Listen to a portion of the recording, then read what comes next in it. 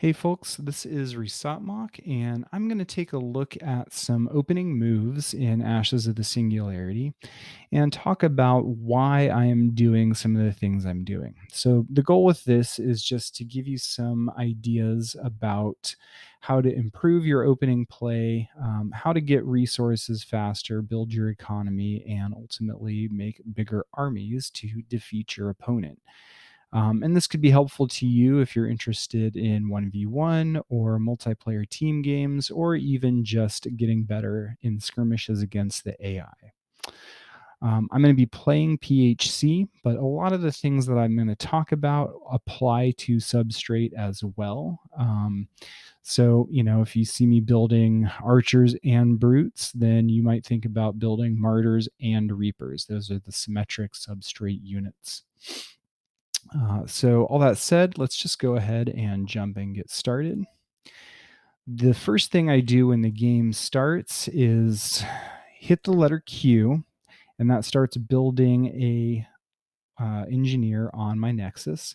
Then I select my engineer and send it to cap the first metal node. Then I queue up another engineer, a scout, and then more engineers after that. And so I cap this metal node first because metals are the name of the game at the very beginning in order to capture more nodes and get more resources. So frigates cost metals, engineers cost metals, and as you can see, my income is already negative from building these extractors. So we need more metals. After that, we'll cap this rad node so that we can get our tech going too. But metals are the name of the game from the get-go.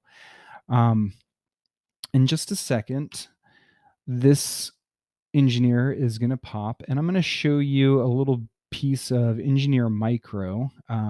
But first, I want to tell you about sort of the placement of this first production building. So for substrate, this would be the assembly. For PHC, it's a factory. And generally speaking, you want to have this in a place where it's going to do you the most good to expand in all directions. So from here, I'll be able to send units this direction and then back behind. I'll be able to send units this direction and up this way. I'll be able to send units over this direction and then take the left side of the map. And then eventually I'll send units up through the middle as well. There's no resources here in the middle, so I'm not going to bother with those, even though that's the direct line to my opponent's base. I'll actually be able to see his forward movements. But anyway, so that's why I'm putting that factory here. On some maps, you might see that your first metal node is off to one side of the nexus, and then this first rad node is way over on the other side. So if you were to put this factory at that metal node, it would take a long time to get your units over to those rads. So in that case, you might actually want to build your factory with the engineer that's about to pop out here, and then you can put it next to your nexus instead. And having it there will allow you to get to those rads even quicker. So on a map like that, where you've only got two directions to expand, maps like that are, I think, Espana? No. Man, the names escape me. Some of them are so similar. There's Europa, Italia, and Hispania. This is Italia. But at any rate, yeah, you'll see maps like that, or in some multiplayer team maps.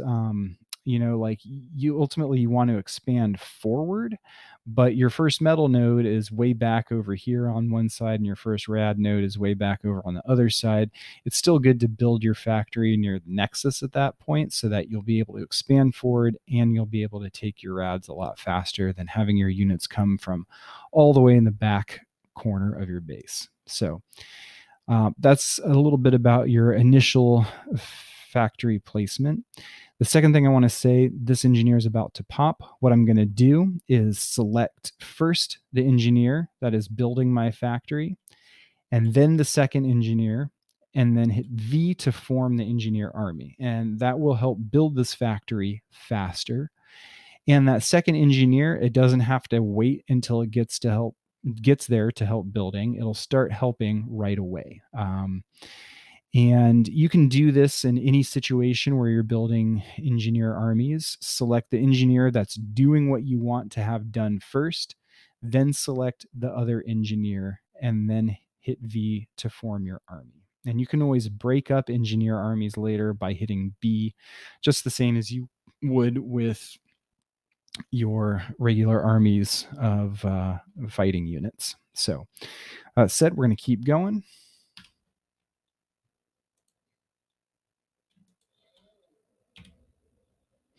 So there it comes on over.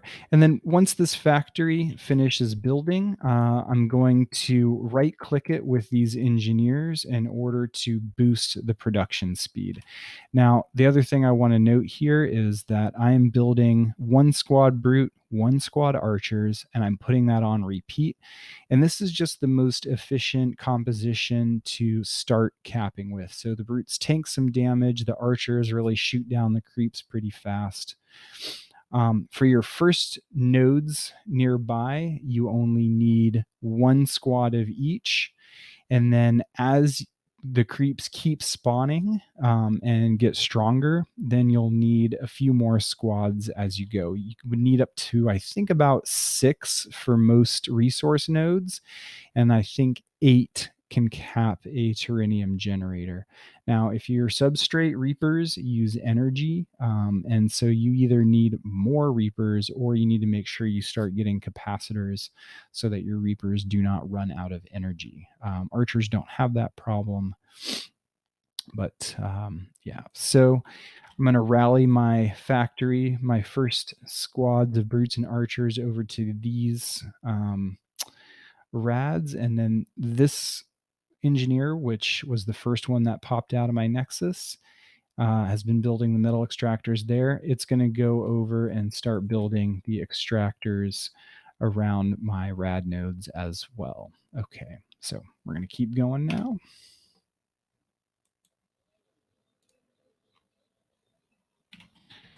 Here's my scout. I like to get a scout to help spot my opponent. So there I changed the rally point. I'm still going to boost these out for now.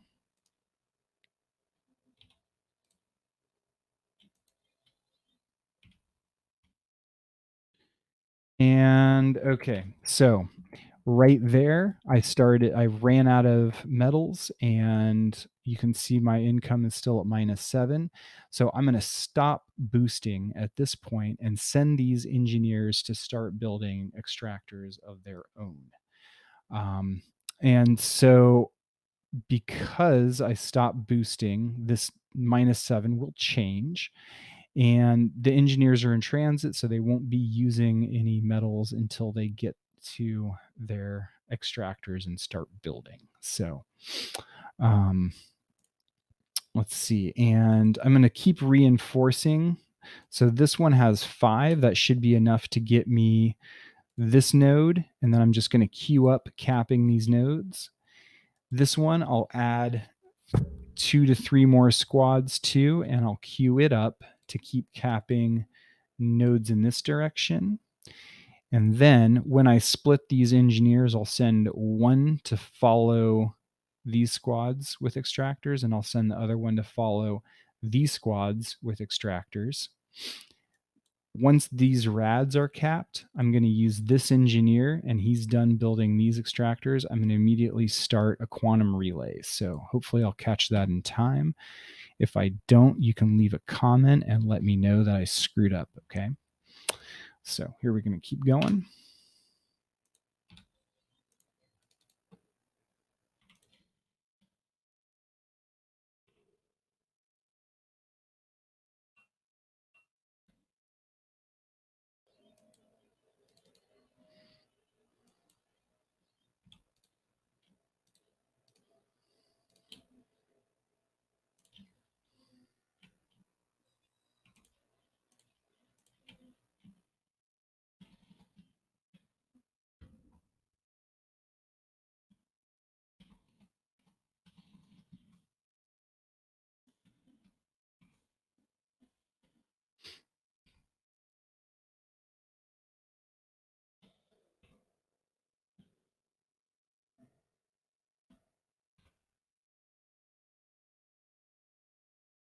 Okay, so I've got plenty of squads. This is probably more than I needed over there, but I'm going to start sending more on in that direction. Now, I've capped these rads. This extractor, I think, just finished, so I need to start those relays. I need to send one engineer to follow these squads and build extractors here, and then I'm also going to start my my armory and my first cruiser production um, right now as well. So you can see I'm now floating a fair amount of minerals, or sorry, metals and rads. And so building all this stuff is going to help me spend that money. So here we go. Queue up some quantum relays. Get an armory started and send this guy to follow with extractors over here.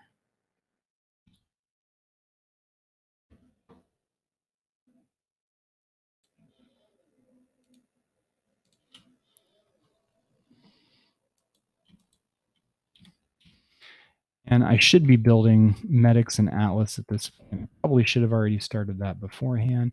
You can see these other squads and engineers are doing their thing like they're supposed to.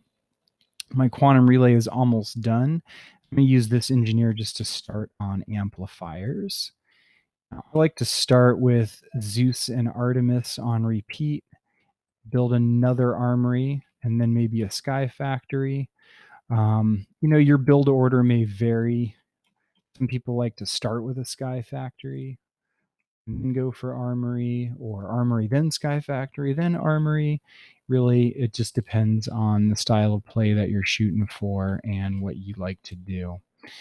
But as you can see, kind of now that I've got things queued up and I've got frigates going places, the rest of my expansion happens more or less on its own, though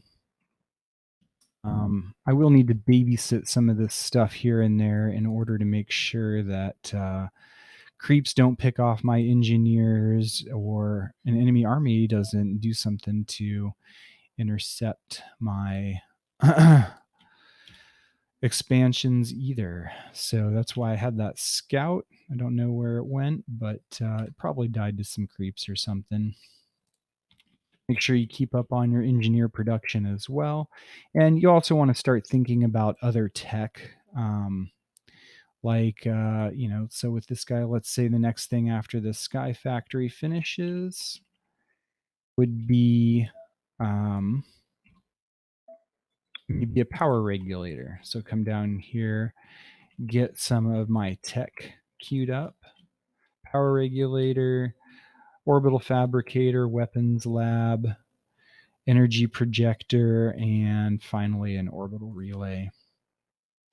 So as you can see, we're looking around here. I've got now extractors at all these nodes. I've got extractors at all these nodes. I should probably move this army somewhere more useful. These are still capping over here. This engineer's following them around. And then I've also got an amplifier started here. Actually, it looks like that amplifier is done.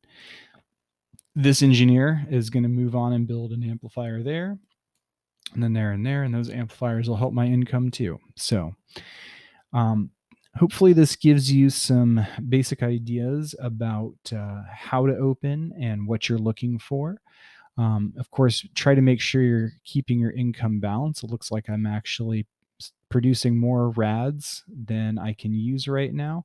One thing I might do is take this engineer and add it into an army with these two that I already have, building quantum relays. Quantum relays cost pretty good amount of rads. So yeah, 100 metal and 285 rads.